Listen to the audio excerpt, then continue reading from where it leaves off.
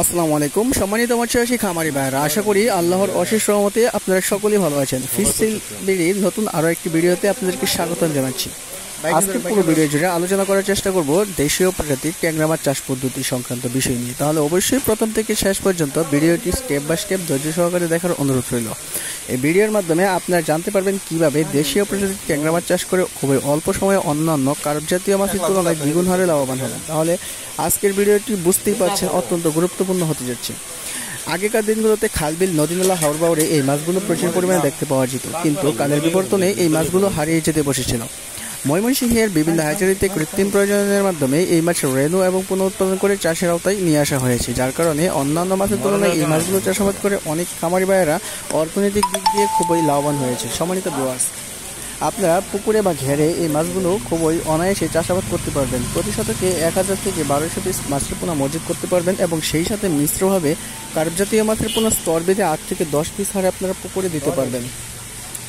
এই মাছগুলোকে 4 থেকে 5 মাসেই খুবই সহজেই বাজারজাত করা যায়। অন্যান্য মাছের তুলনায় রোগবালা একদম কম বলে যে কোনো খামারি ভাইয়েরা এই মাছগুলো চাষাবাদ করে আপনারা অর্থনৈতিক দিক দিয়ে লাভবান হতে পারবেন। তবে অবশ্যই আপনাকে নদীর উন্নত মানের ব্রুড থেকে উৎপাদন করা ইনব্রিডিং মুক্ত উন্নত মানের মাছের রেণু এবং পোনা সংগ্রহ করতে হবে। ইচ্ছে করলে আপনারা আমাদের কাছ থেকে উন্নত জাতের ব্রুড থেকে উৎপাদন করা মাছের রেণু এবং পোনা সংগ্রহ করতে পারবেন। সরাসরি আমাদের হ্যাচারি থেকে এসেও নিতে পারবেন, অথবা এই ভিডিও স্ক্রিনে দেওয়া নাম্বারে কল করে হোম ডেলিভারির মাধ্যমে অনায়াসে আমাদের কাছ থেকে খুবই অল্প মূল্যে নিতে পারবেন। সম্মানিত ভিউয়ার্স, ট্যাংরা মাছ চাষ করার জন্য আপনাকে ভালো একটি পুকুর নির্বাচন করতে হবে এবং দিনের বেশিরভাগ সময় রৌদ্রের আলো পড়ে খোলামেলা পরিবেশে একটি পুকুর নির্বাচন করলে ভালো ফলন পাওয়া সম্ভব। এবং পুকুরের চারপাশে যদি ঝোপঝাড় থাকে তাহলে অবশ্যই সেগুলো আপনারা পরিষ্কার করার চেষ্টা করবেন। অবশ্যই মাছ ছাড়ার আগে আপনারা পুকুরটি ভালোভাবে সেচ দিয়ে এই মাছের পোনাগুলো সংগ্রহ করার চেষ্টা করবেন এবং পুকুরের তলাটা সমান রাখার চেষ্টা করবেন। এতে করে মাছ আহরণ করার সময় অনেক সুবিধা হয়।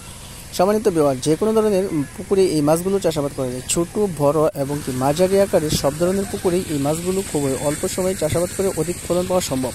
মাছ চাষ সংক্রান্ত যে কোনো ধরনের তথ্য পরামর্শ জানতে হলে স্ক্রিনে দেওয়া নাম্বারে কল করতে পারেন। আজ এ পর্যন্তই, দেখা হবে অন্য যে কোনো একটি ভিডিওতে। খুদা হাফেজ।